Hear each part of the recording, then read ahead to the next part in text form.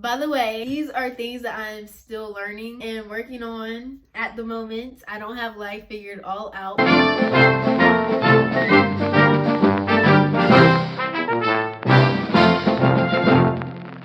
Hello, it's me. You're supposed to clap. That's a perfect song for this video. How long? It's been like 6-7 months since I uploaded a video. Life after graduation is something, okay? Last video I posted was from when I graduated, and then ever since I graduated, life just went, ooh, it just went downhill from there. I crashed and I burned, but I'm here and I'm better, kinda, sorta, not really, but I am. Well, as you can see, you know, I have some candles. I lit some candles for y'all, you know, the fakest candles you'll ever see. In this video, I will be talking about 18 things that I've learned at the age of 18. This is a yearly thing. I do this at the end of every year since I was 16. I reflect on things I've been through. So the first lesson out of 18 that I've learned, live by your boundaries. Don't ever bend, twist, or fold your boundaries for anybody, okay? Always go by what feels right. If you have certain ways that you want to be treated by certain people, how you want your parents to treat you, how you want your friends to treat you, or anybody in your life, any relationship in your life, let people know the way that you want to be treated, and the right people will go by your boundaries, and the right people will listen to you and hear you and respect you the way that you want to be respected. If somebody ever crosses your boundaries, especially if you've told them the same thing over and over and over, and they continue to step over your boundaries, at that point they know what they're doing. They can go out the door and go out the window, out that window right there. Get rid of them. Getting rid of people who don't respect you is easier said than done. I feel like as long as you know that is the move that you need to take, scoop. I do with that. I'm not saying that you have to cold turkey cut somebody off. I mean, if you want to do that, if you're somebody who's good at cutting people off in that way, I mean, I say do it. But if you're somebody who struggles with cutting people off, then I would say, you know, just gradually remove this person out of your life, because you shouldn't have to beg for somebody to respect you. You shouldn't have to just take certain things that you know that you should not be taking just to keep somebody in your life. Keep those boundaries and don't let anybody come in between those boundaries. The second lesson, people will only change when or if they want to. You cannot change people. The only person you can change is yourself. Everyone does not deserve the benefit of the doubt. It really depends on the person. It depends on the situation. This year I got tired of making up excuses for people and why they did the things that they did. These specific people who keep doing you wrong back to back to back to back, they don't deserve that. Okay, you know, maybe she's just having a midlife crisis. No. Instead of overthinking and wondering, it's important for my sanity. And it's important for your sanity to not give everybody the benefit of the doubt. Another thing that I learned is be real, okay? Probably like, Lyric, girl, what are you talking about? Be honest with yourself and other people. Speak up for yourself whenever you feel like it's necessary. Handle a situation while it's right there, while it's going on. It's best to tell people things to their face. They'd rather hear from you instead of hearing it elsewhere. You were gossiping about them, or you know, you were spreading rumors about them. If you have a problem with the person, talk to the person. Be real in the way that you want people to be real to you. This ties back into being real and being honest with people. I've had a lot of situations this year where I didn't want to speak up about something that was bothering me, because I was like, well, I don't want to make them feel bad. I don't want to hurt their feelings, but like, they're actively hurting my feeling. And I'm telling you right now, do not do that, because in the end it's gonna come back to bite you. And also drink some water, please. If you're watching this video and you didn't drink a cup of water today, please go drink some water. Do it for you, not for me. Another thing that I've learned is to let things flow. This is coming from somebody who is stubborn. I don't even want to bring up the fact that I'm a Taurus, because that's just ew. I just have a certain way in my mind that I think situations should go and how I think things should happen. But one thing that I'm learning is to let go. If something is meant to happen, then it will happen. If it is meant to be, then it will be. I can't control everything. I have to leave things up to God and just see where it'll go. Insecurities can be worked through. I mean, I used to be a very insecure person. It took me coming to terms with the fact that I have insecurities. When it came to working through my insecurities, I stopped comparing myself to people. I just realized that comparing myself to people was not the best thing to do, obviously, especially people on Instagram who look entirely different from me. Everybody is beautiful in their own way.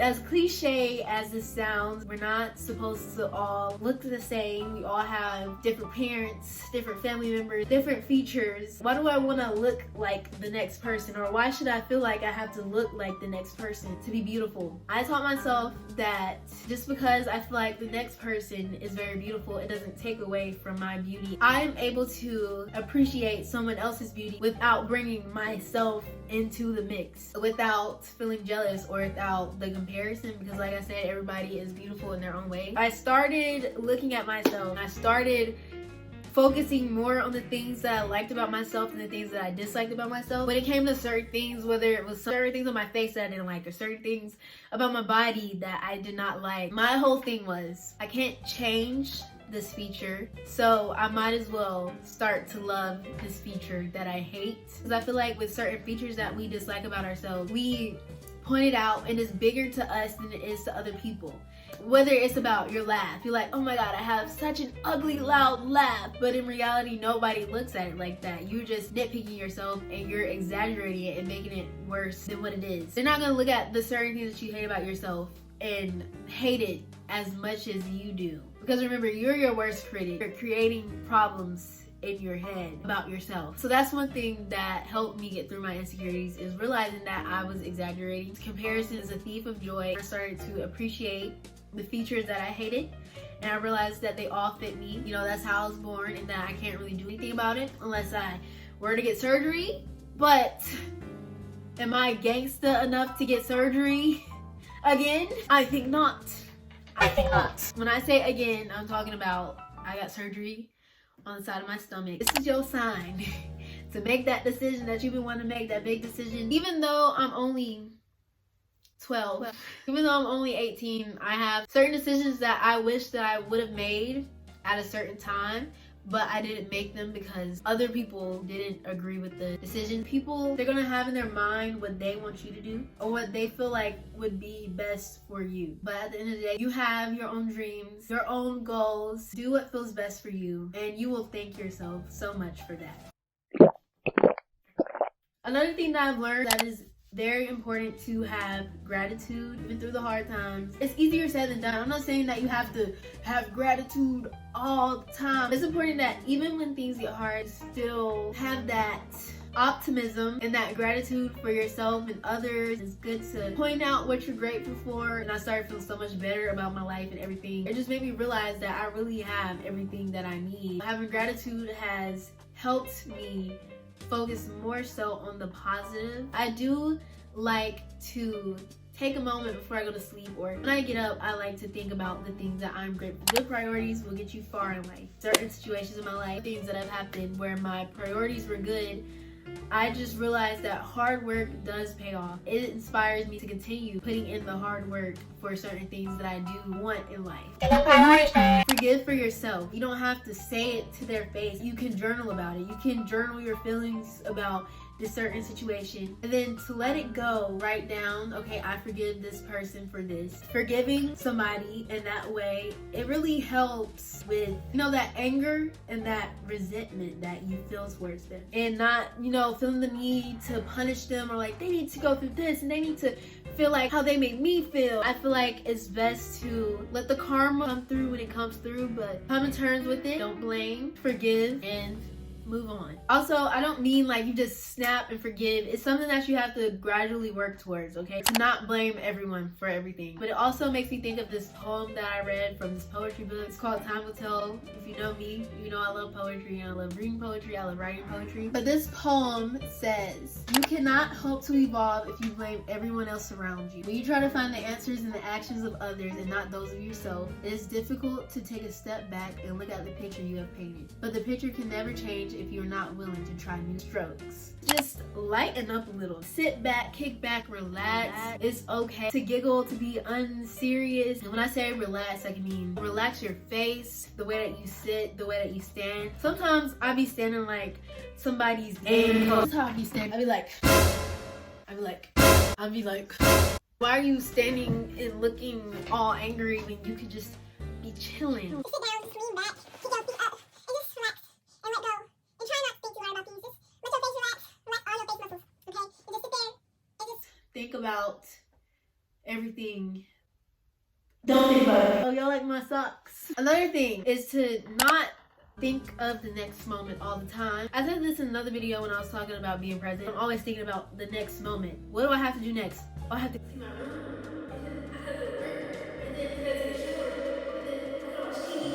I've been working on this whole year.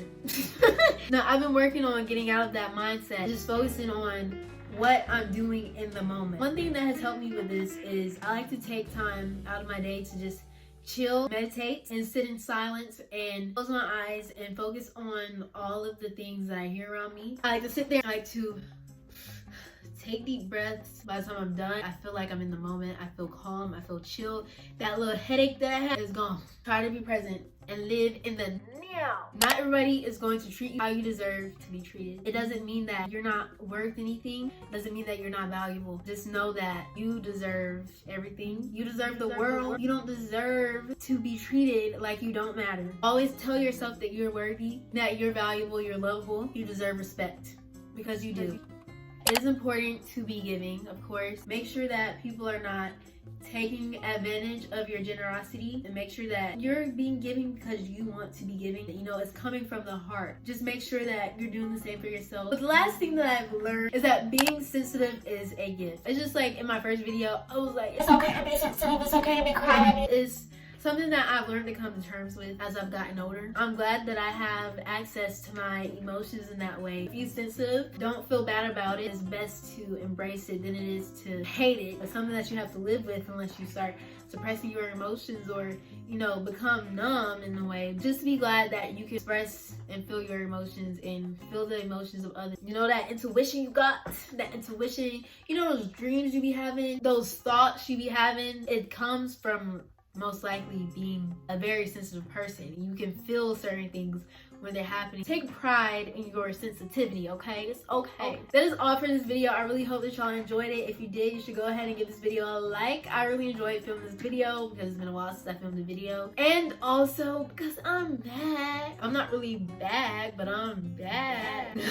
I've been talking for like 2 hours, y'all. Thank you for taking the time out to listen to me. Thank you for coming to my TED Talk. I really appreciate y'all for taking the time out to listen and to watch. And I'm out. I'll see y'all in my next video, whenever that will be. Bye.